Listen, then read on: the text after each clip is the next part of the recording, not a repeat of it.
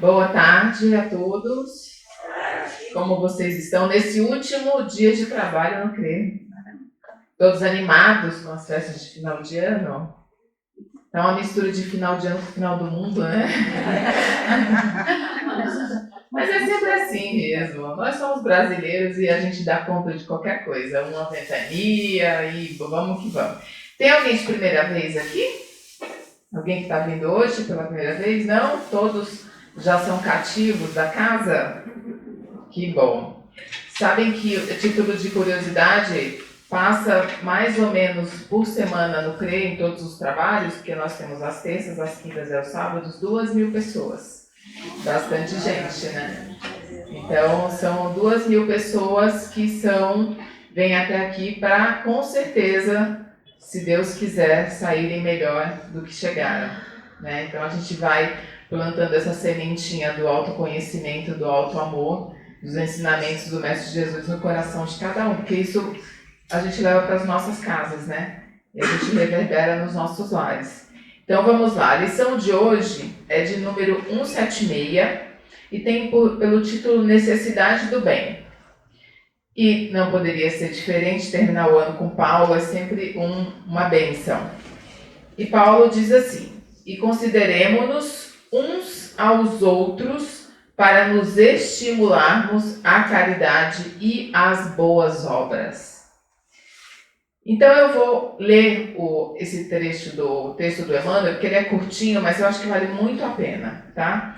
Então, muitas instituições da vida cristã, respeitáveis por seus programas e fundamentos, sofrem prejuízos incalculáveis em razão da leviandade com que muitos companheiros se observam uns aos outros. Aqui Emmanuel está nos chamando a atenção para fofocas, maledicências, comentários maldosos.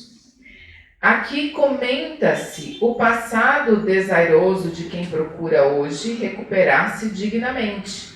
Ali, pequenos gestos infelizes são analisados através de escuras lentes do sarcasmo e da crítica. A censura e a reprovação indiscriminadas, todavia, derramam-se na família de ideal como chuva de corrosivos na plantação, aniquilando germes nascentes, destruindo flores viçosas e envenenando frutos destinados ao celeiro do progresso comum. Aqui ele nos mostra que às vezes um comentário maldoso pode afastar alguém do caminho do bem. Uma fofoca pode deixar essa pessoa chateada e levá-la para longe do caminho do bem. Ao invés de estimularmos, de elogiarmos, às vezes uma crítica ela cai de uma forma não muito positiva e a pessoa ela se sente tão ofendida que ela se afasta. Nunca é demais repetir a necessidade de perdão, bondade e otimismo em nossas fileiras e atividades. Lembremos-nos de que, com o nosso auxílio, tudo hoje pode ser melhor que ontem e tudo amanhã será melhor que hoje. Ou seja, nada como um dia após o outro. O mal, em qualquer circunstância, é desarmonia à frente da lei, e todo desequilíbrio redunda em dificuldades e sofrimento. Examinemo-nos mutuamente, acendendo a luz da fraternidade, para que a fraternidade nos clareie os destinos. Sem perseverança no bem, não há caminho para a felicidade. Vou repetir. Sem perseverança no bem, não há caminho para a felicidade. Por isso mesmo, recomendou-nos o apóstolo Paulo: e consideremo-nos uns aos outros para nos estimularmos à caridade e às boas obras, porque somente nessa diretriz estaremos servindo à construção do reino de amor. Então, Emmanuel é muito claro e objetivo nessa reflexão. E eu quero trazer aqui para vocês o capítulo 17 do Evangelho segundo o Espiritismo, onde Kardec nos traz o título Sedes Perfeito. No item O Homem de Bem, que logo no início nos traz a seguinte mensagem: o verdadeiro homem de bem é o que cumpre a lei de justiça, de amor e de caridade na sua maior pureza. Se ele interroga a consciência, se nós pararmos para refletir, se nós fizermos o que Santo Agostinho dizia que fazia todos os dias, aquela reflexão quando ele deitava no travesseiro, o que eu posso melhorar amanhã? Quem eu ofendi hoje? Quem eu esqueci de dar a estender a minha mão? Quem eu não dei um sorriso? Sobre seus próprios atos, a si mesmo perguntará se violou essa lei, se não praticou o mal, se fez todo o bem que podia. Eu vou repetir mais uma vez. Se fez todo o bem que podia. Se desprezou voluntariamente alguma ocasião de ser útil, se ninguém tem qualquer queixa dele, enfim, se fez a outrem tudo o que desejaria que lhe fizesse. Só isso. Super tranquilo. E isso casa muito com a mensagem de Paulo, né?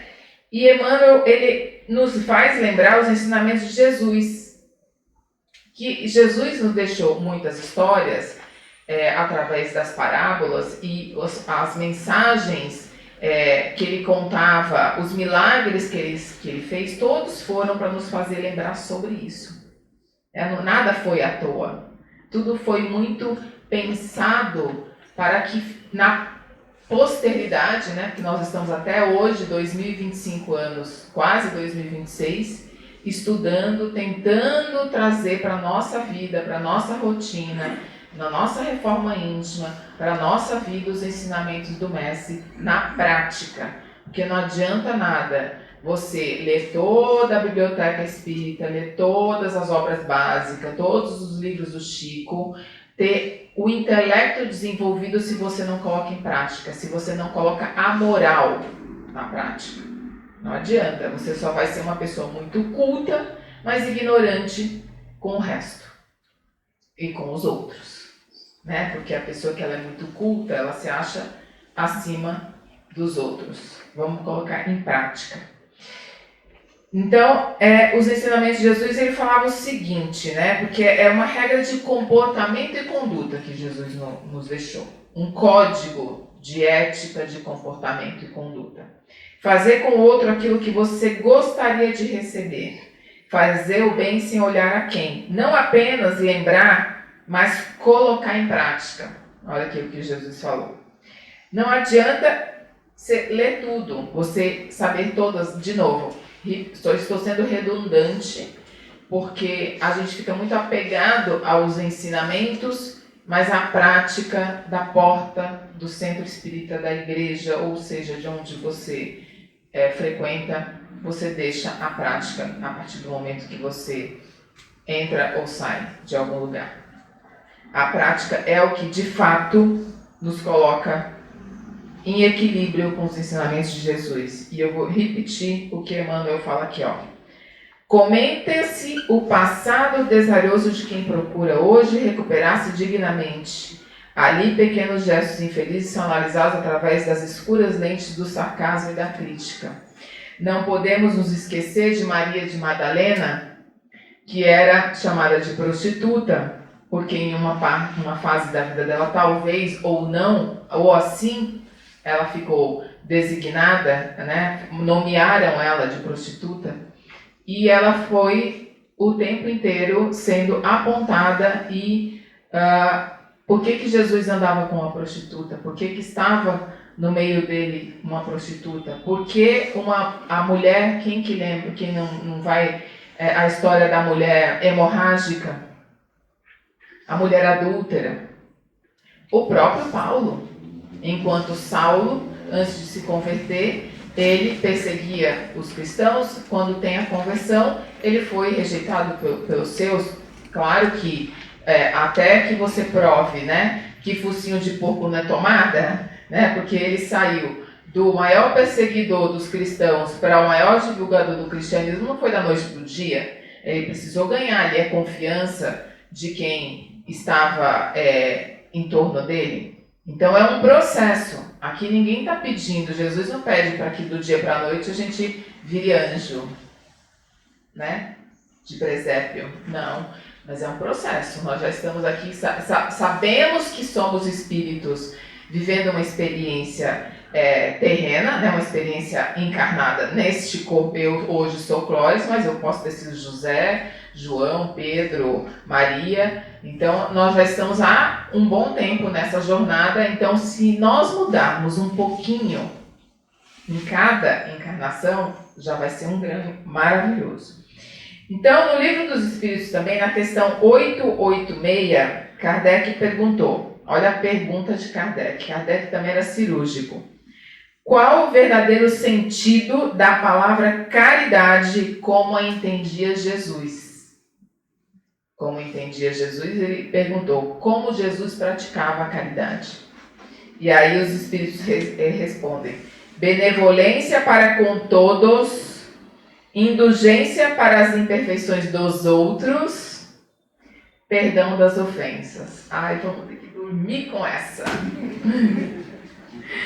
E aí os Espíritos ainda completam com o seguinte, o amor e a caridade são complemento da lei de justiça.